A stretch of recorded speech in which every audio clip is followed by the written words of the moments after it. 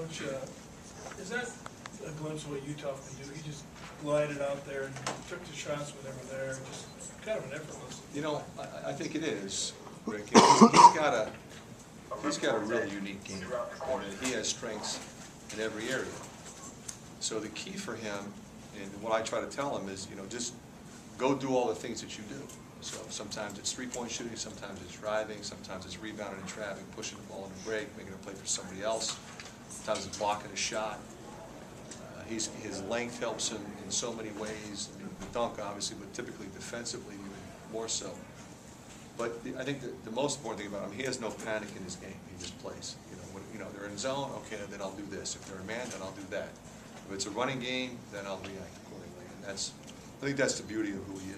At one point, he hadn't played for 2 years, though. Did you think it would click this fast for him?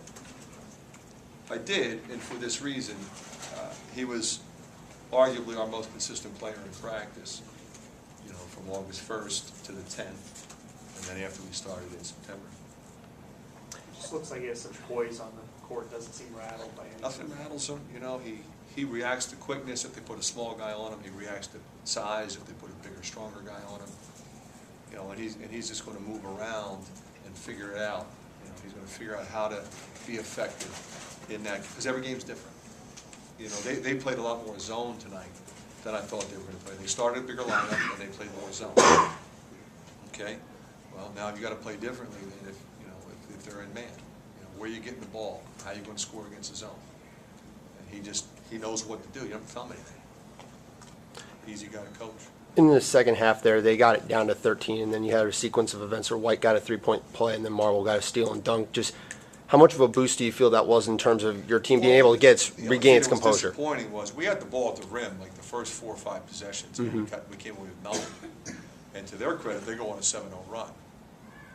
But if you look at this team, that's what they do. They were down 15 in the second half against Temple, came back and took the lead. They were down to Monmouth, and they came back and won.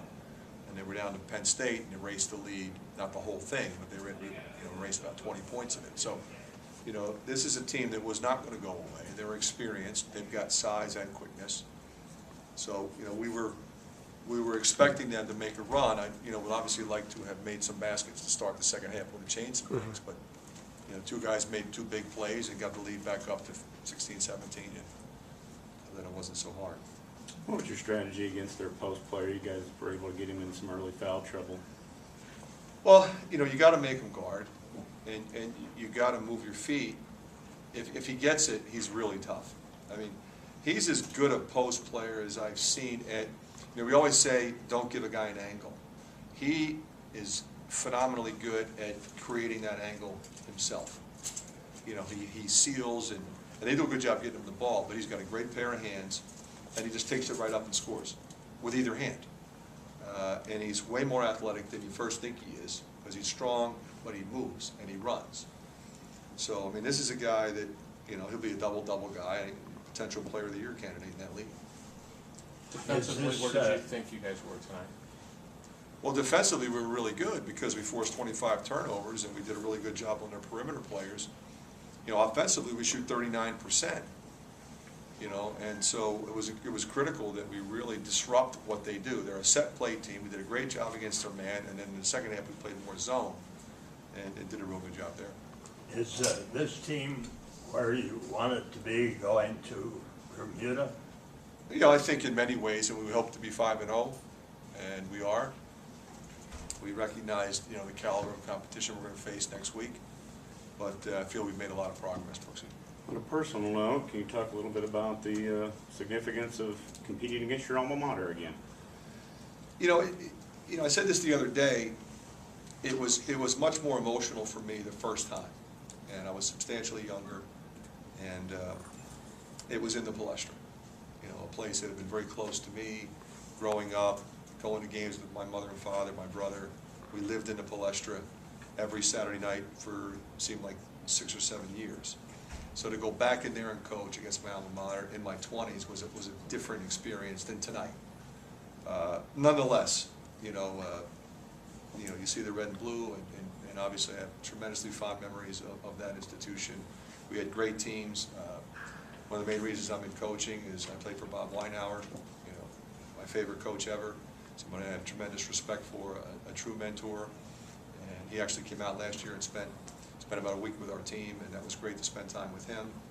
So, you know, it's, you know, we wanted to get the win, you know, but you know, other than tonight, I'm rooting for them. I'm rooting for Jerome. I'm rooting for that team. You know, I talked to Vince Curran before the game, and you know, Vince, and this is a team without question that I think can win the Ivy League championship. I watched them beat Harvard at the end of last year. Obviously, that's the standard right now in that league, but this team can beat them. We've seen Olashady progress, especially in the off season, but it seems to, all that hard work seems to be paying off in his offensive game. He's so much more confident. You know, I think with him, it was always there, Scott, but he never had the confidence to actually go out there and do it in a game. He did it in practice. You'd put him in a game and he would fumble and he was jittery, but now he's so much more confident. You know, I yanked him in the second half and I just told him, I said, I'm going to put you back in. You know, you're not buried here. Well, we got to talk about what you didn't do, and then you go back in.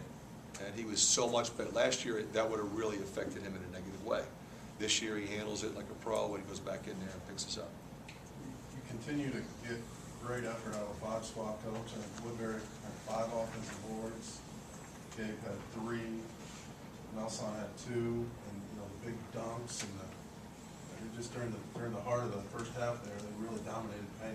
You know, we have so many guys, you know, that are big, that can get things done inside. And what it ends up doing is it puts so much pressure on them not to foul. You know, you think you shoot 40 free throws, you think everything's off the dribble. Now, some of it was, but a lot of it was second shots, getting fouled on putbacks because of our size. So there's a lot of ways we end up getting 40 free throws, and we've had, you know, pretty much every one of our games we've shot a ton. Okay, thank you.